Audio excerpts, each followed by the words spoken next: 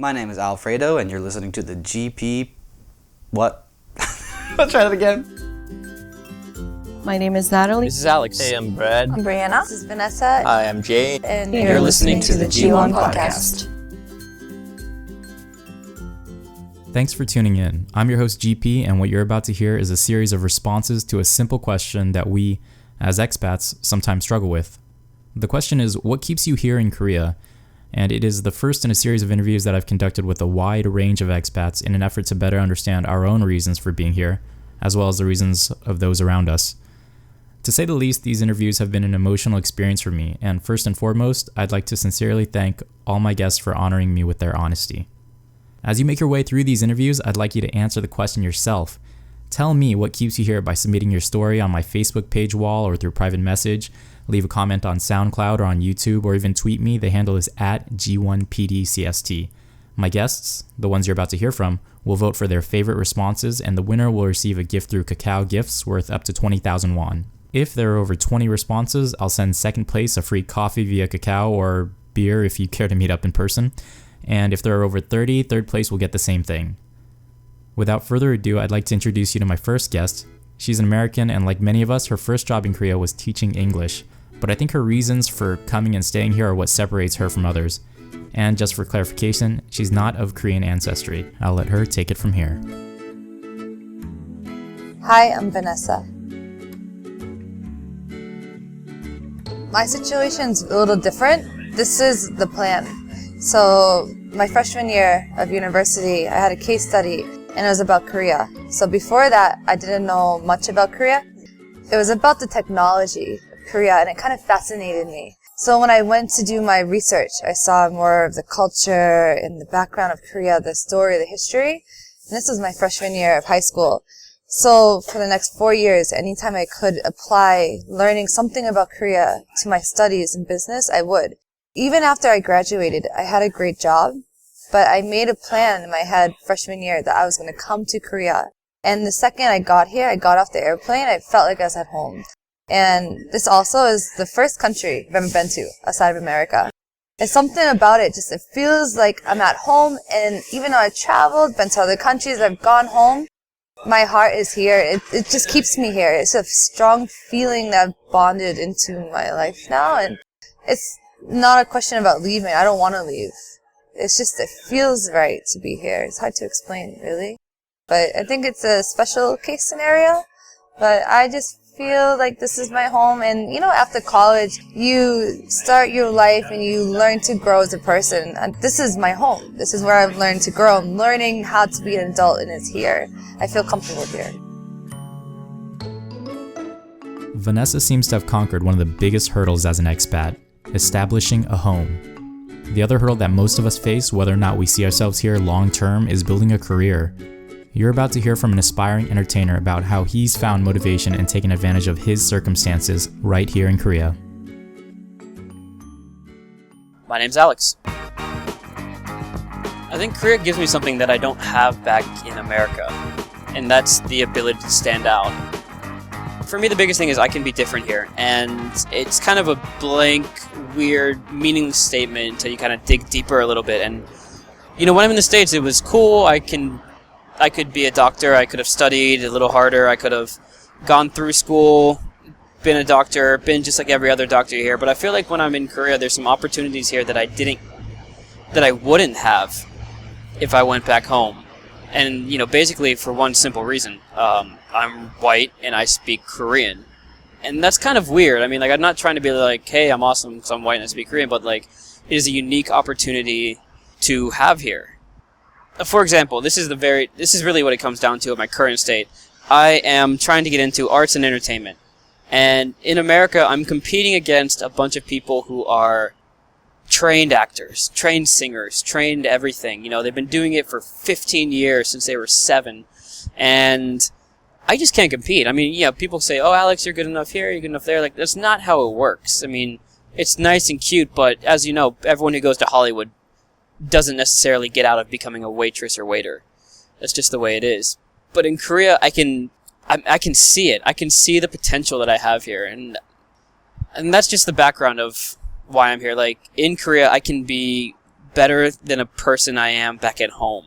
Not necessarily on a one-to-one comparison, but if I compare myself with my competition, I can be better here. And that's because when you cut out the people who haven't learned as much Korean as I am, there's not much left. I mean, that cuts out a lot of the actors and actresses and singers and whoever wants to do it. You know, I've basically eliminated my competition by learning Korean.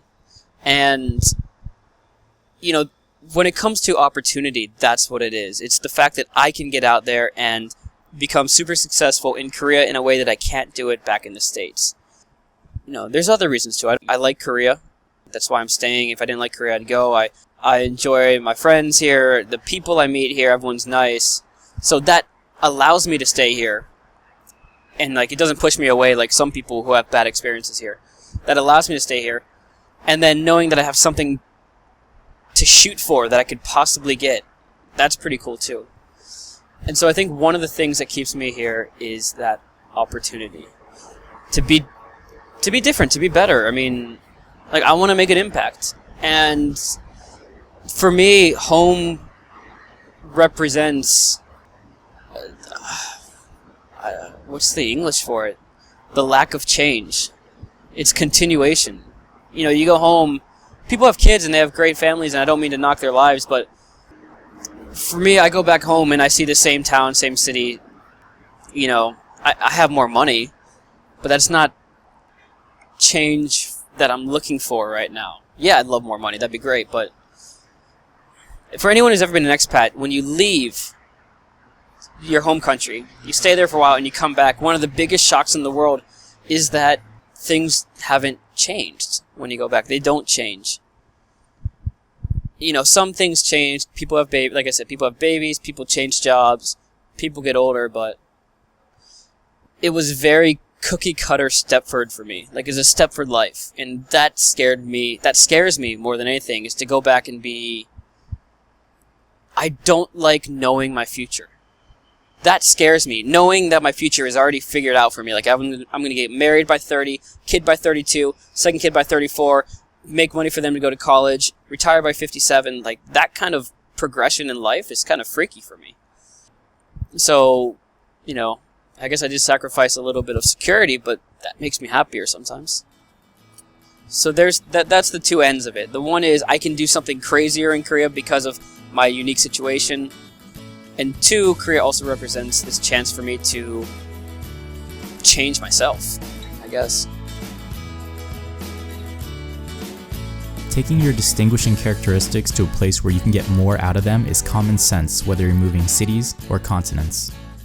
It plays a central role in every employment sector, be it manual labor, education, or arts and entertainment. As expats, though, we all know there are times when being or appearing different is a concrete disadvantage. Our next speaker says she's decided to remain in Korea to get a leg up, and to some extent, even the odds she may face back at home. Hi, my name is Lara. Okay, so I came to Korea because I wanted to get into the music industry. I had some contacts here in the industry. Music being a very, people-based, network-based industry, I think it's very hard to get your foot in the door without those contacts. So people have asked me actually in the past why I didn't pursue music in London, my hometown. And I think I could have done that, but I just wanted to go a faster route. And also, it's harder as an Asian-looking person to, I think, pursue music in the West. I mean, hopefully that will change, and I think it is changing with people like Dami Im, etc., etc. But it was a lot easier for me to come to Korea, where I had the contacts, and that's basically what's keeping me here right now. I luckily met some really good people that I'm writing with, and hopefully releasing my own material with pretty soon. So, as long as I have that goal of, releasing hit songs that people will enjoy and want to sing, and also want to listen to, I think that will keep me here. For many expats, the decision to stay or leave can be an intricate equation in which we delicately plug in these variables in an attempt to get our future down to a science.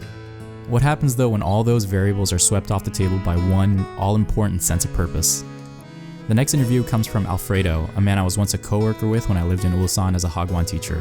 We worked together for about a year, and then he moved to Seoul to be with his girlfriend, and we lost contact for 4 years.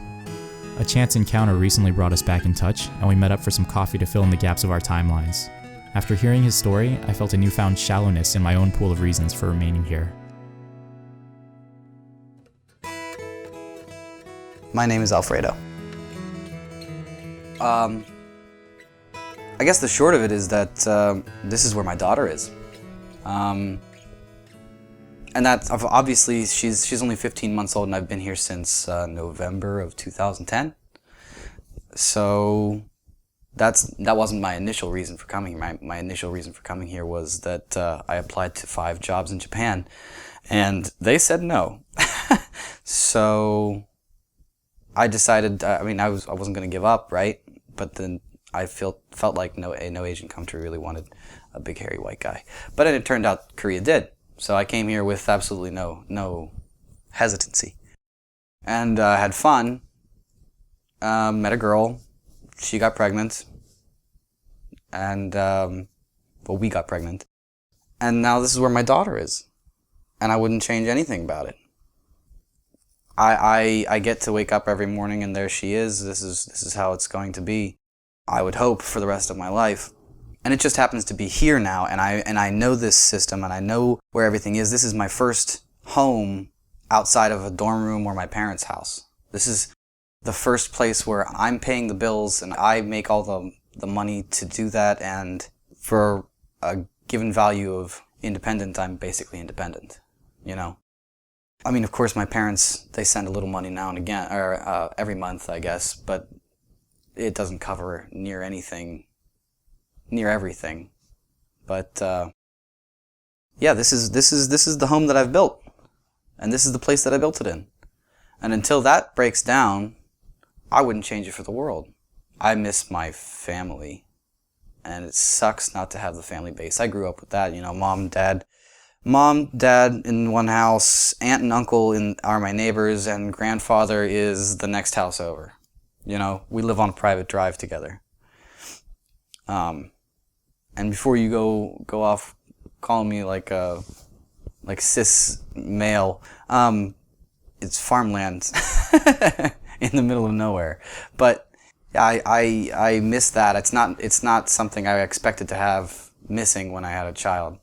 But if I complained about that all the time, I would just lay in bed being depressed. So I'm not going to do that. Anyways, this is where she first tasted real food. This is where she first met other babies. She took her first steps just a few days ago. She was born 45 minutes away. Those are sort of things that you kind of expect to grow up with as a person, not being terribly far from where you were born. So it's nice to build as many memories here as we can before the place where she was born is not easily accessible.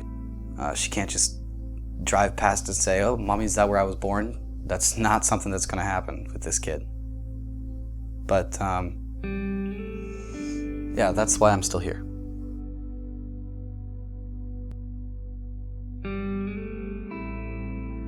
I've saved this final interview because I think it touches upon many of the factors that weigh so heavily on our minds whenever we reflect on what's keeping us here and what could potentially be had elsewhere.